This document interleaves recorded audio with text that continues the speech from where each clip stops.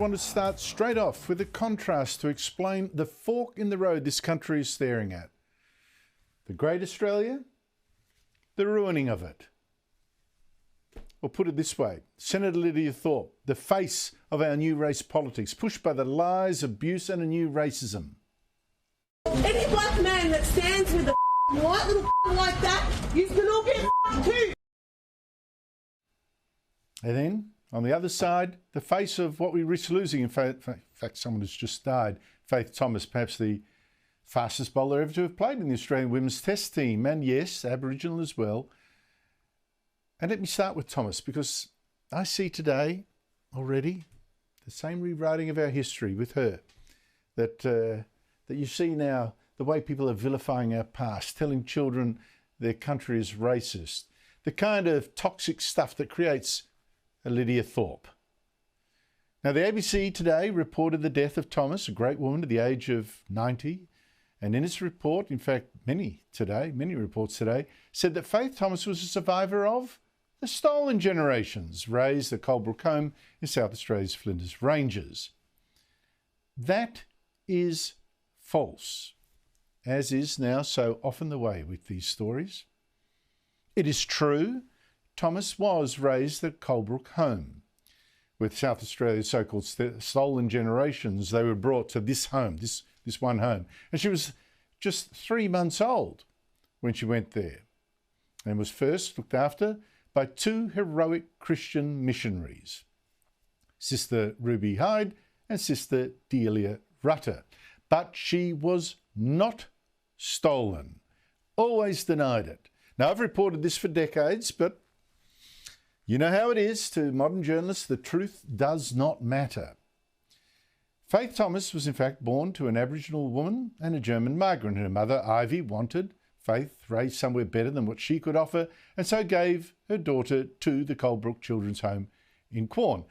And Thomas has said that Sister Hyde and Sister Rudder gave the children their constant love and attention. Constant love and attention from these 2 remarkable ladies who devoted their lives to giving these children care and an education.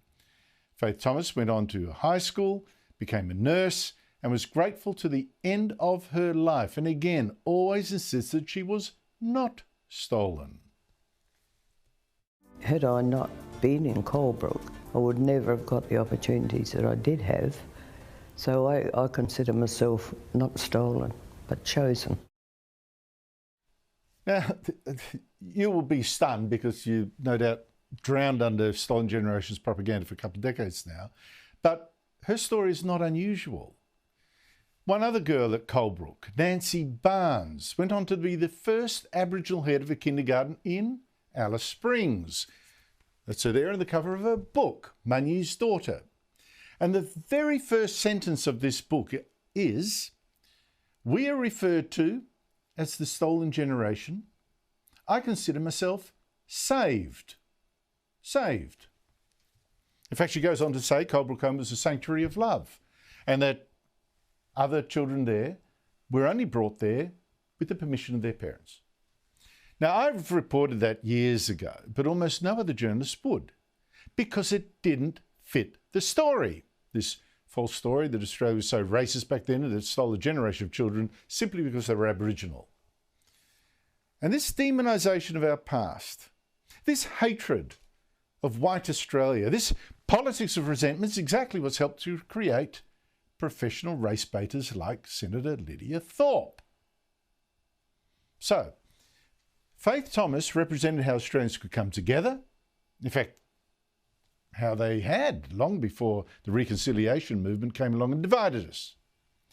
But Lidia Thorpe, she represents the new race politics of hatred and division, even war with whites. This is a war!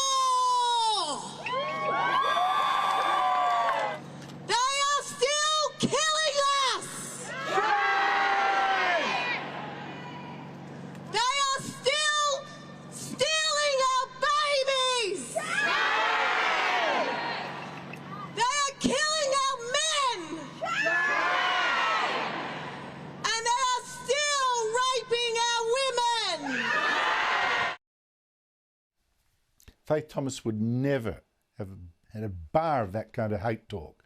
Today, in fact, Lidia Thorpe became the first federal politician I can think of to be banned for life, even by a strip club, a strippers club, for being abusive and racist. I mean, how low can a politician go? Now, Thorpe was at this strip club on Saturday night for some party, and the management says she was going around telling white men that they were on stolen land. Now, I should say that Thorpe has a white father herself. Doesn't matter. When she left the club around 3 a.m, it got even nastier. You know what I say? You know what I say to you? Shut up. You know what I say to you? And you? You're a racist penis. dog.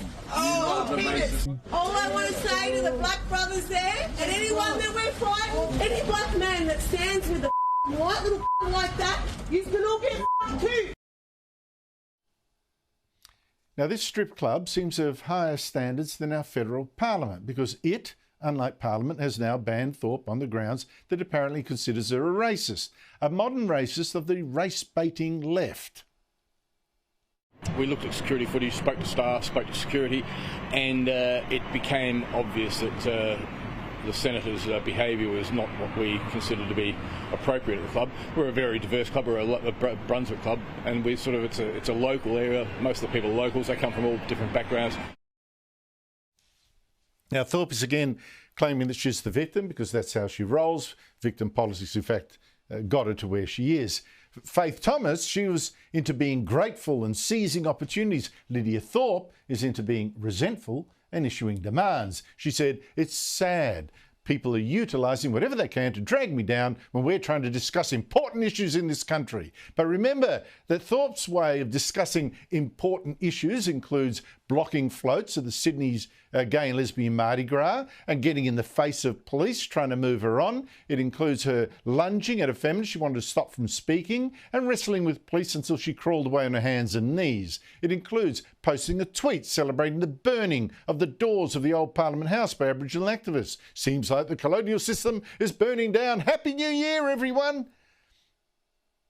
Now, if Australia's cultural elite, our politicians, so many of our journalists hadn't gone down that path of making race the biggest thing that divides us, of painting Australia as rotten with racism, of promoting white guilt as the one thing holding back Aborigines, there would be no Lidia Thorpe.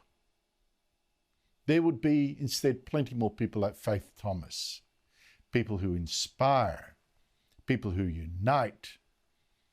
And that is why when it comes to The Voice, however it's sold, however it's worded, I don't care, I can only say no. No to this wrong road. We have to be better than that. In fact, we were